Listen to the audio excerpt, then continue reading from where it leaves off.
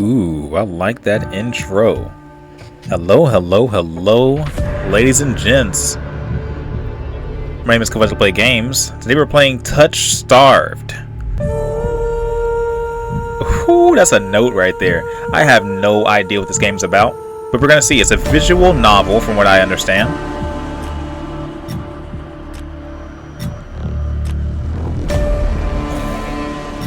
Really quick.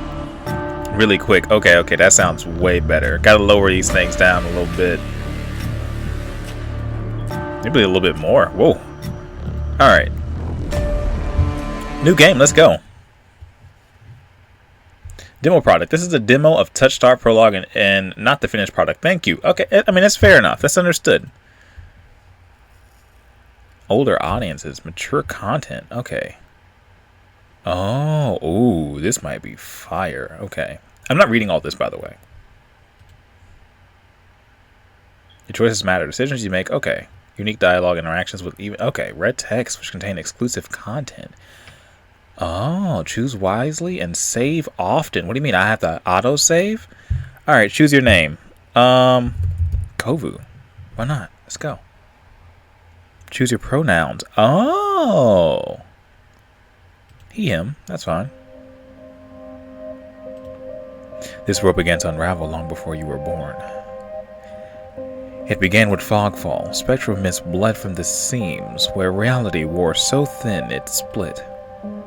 From that fog emerged monsters, inhuman beings with unnatural powers. Some possessed language and intellect, others were mindless beasts driven by the little more than desire to slaughter.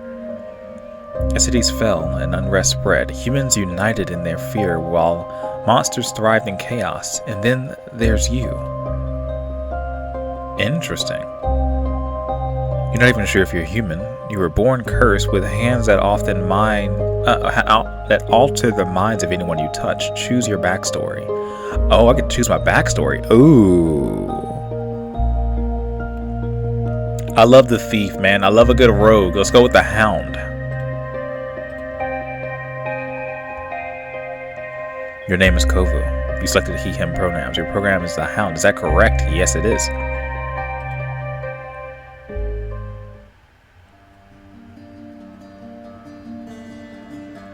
The wasteland stretches as far as the eye can see. There's nothing out here but death, an ever-present stench of decay. The countless sun-bleached bones cast like seeds across the barren land.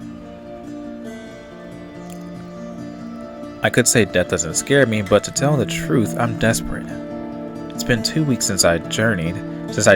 Oh man, I cannot read today. So I joined the caravan bound across the waste, finding the group that would accept me with a trial in itself. Okay, interesting. As rations grew sparse and my canteen ran dry, I began to despair, but then I saw it.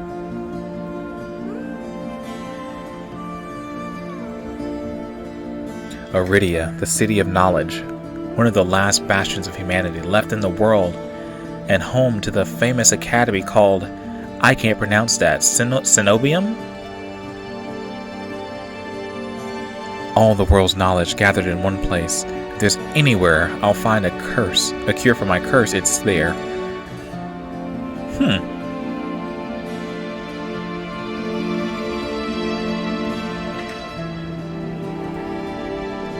I feel like going ahead and saving was the best thing for this.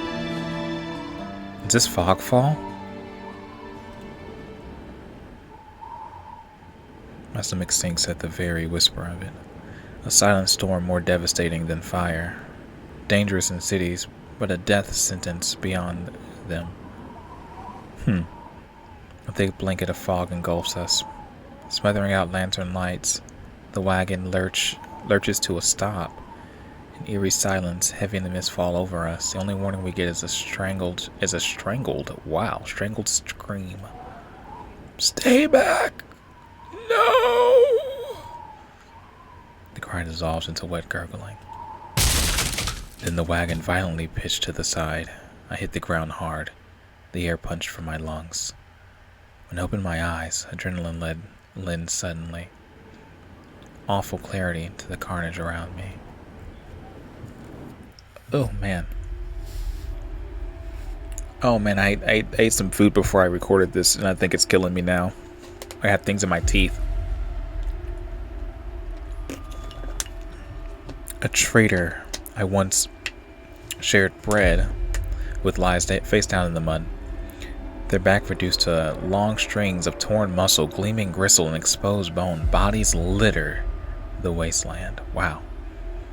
I try to rise, but my ankle explodes with pain, so blinding. White blooms across my vision.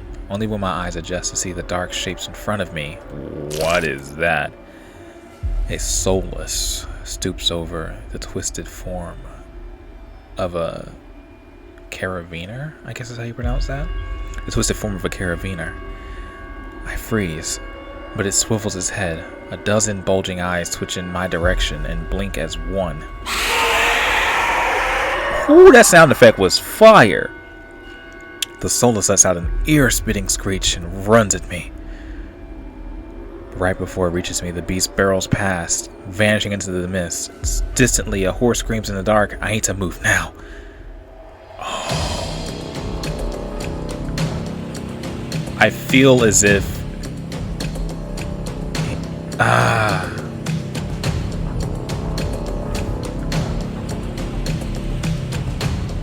It says it's sudden. It's gonna be death if I don't go to the city, right?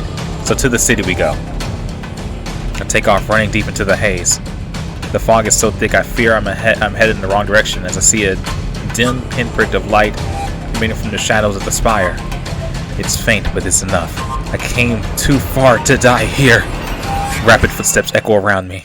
I turn in circles, frantically searching the opaque mist for the source, but the fogfall twists and stretches around. Suddenly, the caravan driver bursts forth from the fog. Our eyes meet too late.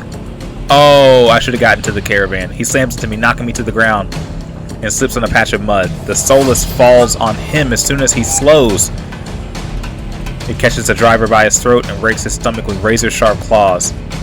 He comes apart like paper, spilling intestines and viscera in a streaming tide. Fighting the urge to heave, I claw frantically through the slippery muck for a handhold. Shit. My hand catches on a jagged edge of rib jutting from the water. Ooh, bandages unfurl around the guards torn deep in my palm. That's crazy. The pain quickly forgotten when a hand closes around my wrist. Can you stand? Says the traveler. One of the travelers from the caravan leans over me. We need to run. They reach for my hand and realize too late that my bandages have come undone. Oh, wait, what's wrong with my hand? No, don't touch me. The sensation of their thumb brushes back in my hand sends a shiver down my spine. All it takes is one touch. In the space of the breath, my curse takes hold. Their lips peel back into a deranged grin.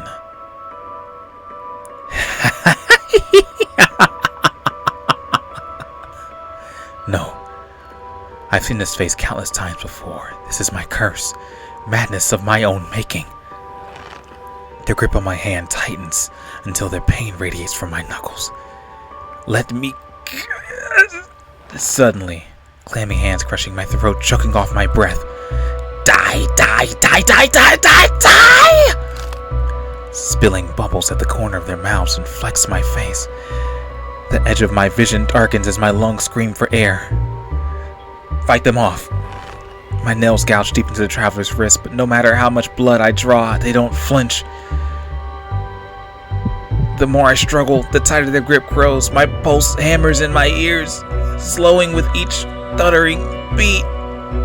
This can't be happening. I'm gonna die, and not because of the fogfall or the soulless, but because of my own curse. Tears sting my eyes. No, no, no, not here. Not like this. The hand drops from my neck, leaving me wheezing for air. My lungs burn with each ragged cough. My vision clears and the traveler's face takes shape, hovering inches from my lip. Hovering inches from mine. Lips still split with a macabre smile. Ooh, I can't read. Even as blood seeps between their teeth. They give one last shuddering breath, then slump over the claws, hooks, through their stomach. The soulless shoves the body aside, and the glowing eye studding its leathered skin through its... Whoa. Okay, so I think that was the right choice there. There's a flash of claws, red spill across my vision. I thought there'd be pain, but as I sink into the murky water, all I can fear is the grit of silt filling my mouth in an icy embrace of shallow water. Distantly, I noticed the arm resting among the outcrop of reeds. Mine, neatly severed at the elbow, ripped my arms off. I should have taken both arms. Without them, maybe I could have survived. Wow. Maybe I could have had a home. Instead, I'll die cold, alone, and face down in a desolate wasteland. A fitting end for a monstrosity like me. Is that it? Did I just die? Dun dun dun. If this is death, it's not as bad as I feared. The cold is gone, and the choking stench of the bog water.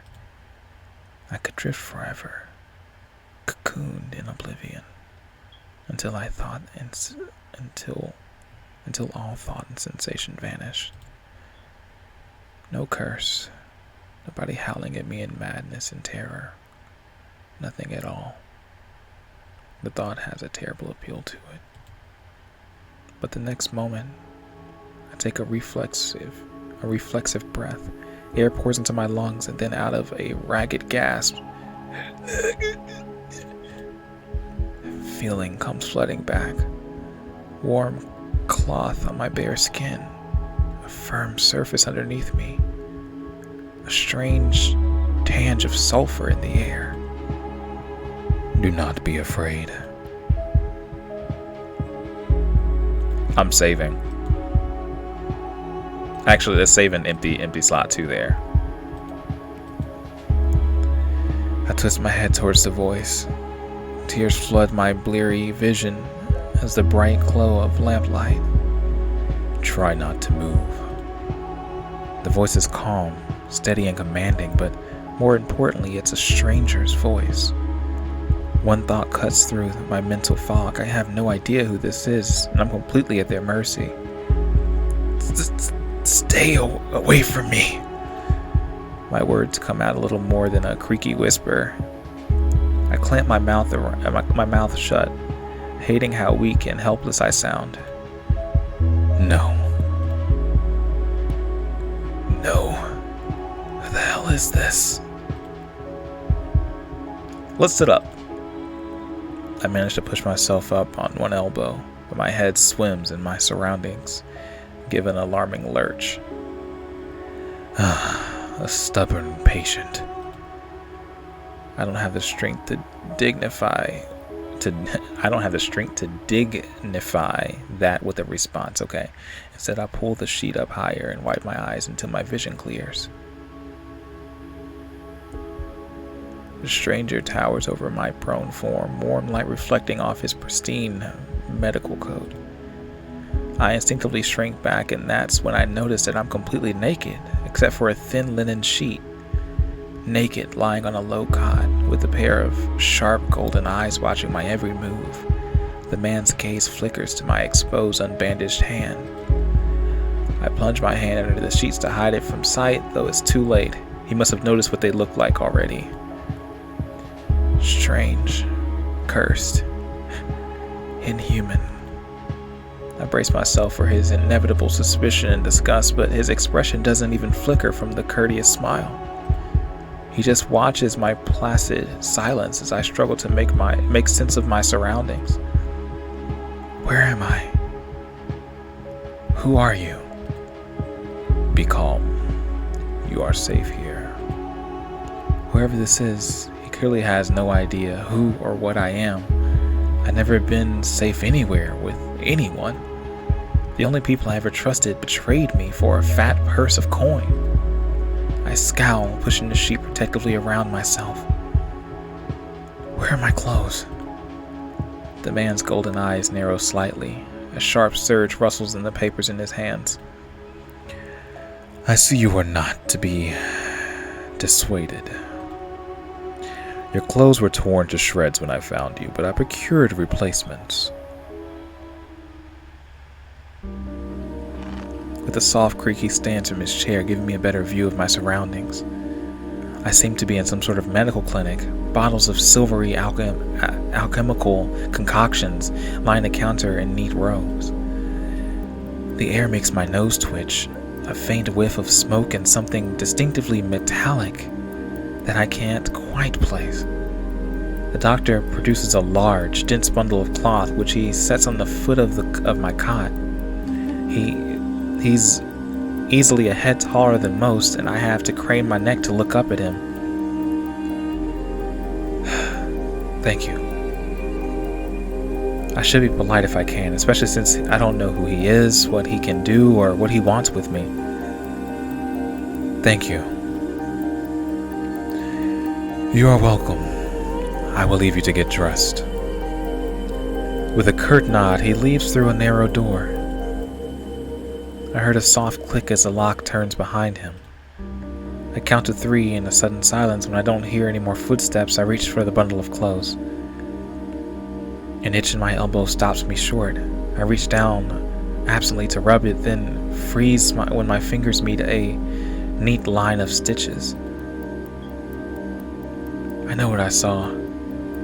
That beast took my arm clean off. And yet my arm shows no sign of injury apart from a black stitches poking through my skin. I gingerly flex my fingers, feeling my heart race at the sensation. This is impossible. I should be dead, or at the very least gasping at my last breaths. I squeeze my eyes shut, waiting for the pleasant dream to unravel, to wake up, bleeding out in the swamp. But nothing happens. The seconds tick by and my arms remain absolutely healed. My surroundings pristine and quiet. In numbing disbelief, I reached for the replacement cloth and began stiffly pulling them on. They're thicker and warmer than mine were, with black woolen cloak to go with them. But there's one thing still missing. My bandages. The golden-eyed man didn't leave me with any, even though I know he saw my hands. I set off the bed and take a few uneasy steps towards the drawer, as if there's indeed a doctor's clinic, but there must be bandages somewhere. I start opening drawers at random, and of course, when the door swings open once more, "Are you looking for something?" I whirl around, clutch a thick roll of clean bandage. I try to step back from him, but my leg bumps against the edge of the cot. Your caution is understandable, though if I meant you any harm, you would know. That doesn't make me feel better in the slightest, but he makes no move towards me, so I quickly wind the bandages around my hands. The glowing scars or mottled skin disappear under the layers of clean white cotton. May I ask why you need additional bandages? I clenched my jaw. I knew it'd only be a matter of time before he asked about my hands, though the way he does it is strangely roundabout. Do I say something, glare at him, decline to answer? I don't want to glare at him. That seems like the wrong reaction. I'll just say nothing. There's no answer I could give without raising unwelcome suspicion, so I just shake my head and finish tying the bandages in silence. I can only help if you tell me what ails you. An involuntary snort of laughter escaped me. Where would I even begin? Would he even believe me if I told him? No, best to keep my curse to myself for now and learn more about him first. Who are you? You may call me curious. And where exactly am I? Eridia, which I assume was your caravan's destination. I can think of nowhere else for a group of travelers to go. Eridia. So I made it to the city of knowledge after all. I should feel relieved, but all I can manage is a vague sense of increasing unease. How did I end up here? I brought you to my clinic, of course. You were the only survivor from the caravan, barely clinging to life. You needed immediate treatment. Which you provided? Yes. He says it so simply as if a small child, and he's explaining basic addition. He says it so simply as if I'm a small child and he's explaining basic addition to me. I frown and flex my fingers on my recently healed arms. Aside from being a bit stiff, it seems fine. Thoroughly attached to me. You're saying that you stitched my arm back on? Pardon? A soulless attacked the caravan. It ripped everything to shreds. It tore my arm clean off. But when I woke up here, I trail off bewildered. I never heard any magic that could heal a mortal wound like that. What kind of person could do such a thing? The doctor, curious, pinched the bridge of his nose. He sits back down in his chair, quiet for a long time. I do not know where you come from, but Eridia, the city of knowledge, and deadly secrets alike. Information is power, and it is most unwise to give it or receive it freely. Since you have refused to divulge your secrets, I will not divulge mine. I do not even know your name. You are new to Eridia, so I will overlook this specific break of etiquette. However, you should not expect others to extend the same courtesy. Do you understand? He looked pointedly at my fleshed, bandaged hands. Low through, am I to admit it? He has a point. I'm also a complete stranger to him, and he's telling the truth. He saved my life. I take a deep, steadying breath. This time when I speak, I sound a bit more like myself. Kovu. My name is Kovu. It's a pleasure to meet you, Kovu. There's a little bit more warmth in his smile, his polite demeanor back in an instant. Thank you for saving my life. A chance, a smile in return, even if he won't explain how he did it, the impossible. There's no doubt in my mind that I'd be dead if it's not for Curious. Think nothing of it. I'm not sure if he's just being excessively courteous, but his words only raise more urgent questions. But I have to ask, why did you save me? You don't know me. The question seems to startle Curious. I could hardly leave you to die in the waste. Assisting those in need is the very essence of a doctor's duty. I never met a doctor who handed out free clothes. My fingers find the edge of this cloak. There's a subtle but delicate embroidering pattern on the hem. I try not to think about what kind of price Curious might have for such well-made clothes. No, I suppose not. Forgive my presumption. I've rarely come across so fascinating a patient. I blinked. Why did he say that? I simply meant that few would cling to life so resolutely, or brave such a perilous journey to Eridia. I could not help being curious about you, Kovu. His voice dips a soft murmur, and he abruptly looks away from me. I don't know what to say to that, yeah. I honestly don't know what to say to that. If you knew more about me, you might not like me as much as you think. Doctor or not, he wouldn't risk his life or sanity over me. No one ever does. A peculiar thing to say. Why would I have cause to dislike you? And here we are, back at my curse, a thing I've always been desperate to avoid discussing. A loud knock at the front door stops our conversation cold and spares me from having to say anything else. Duty calls. Unfortunately, you are not my only patient today.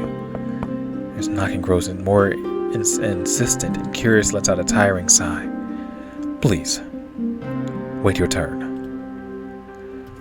Though he says it quietly, the clamor on the other side of the door abruptly stops. Do you need anything before I leave, Kovu? Oh. Between the soul's attack and my miraculous survival, I'd almost forgotten why I came to Eridia in the first place. I need directions to Cenobium. Ah, the Cenobium. The look on his face is downright chilling. He pauses, choosing his words with cold deliberation when he speaks again.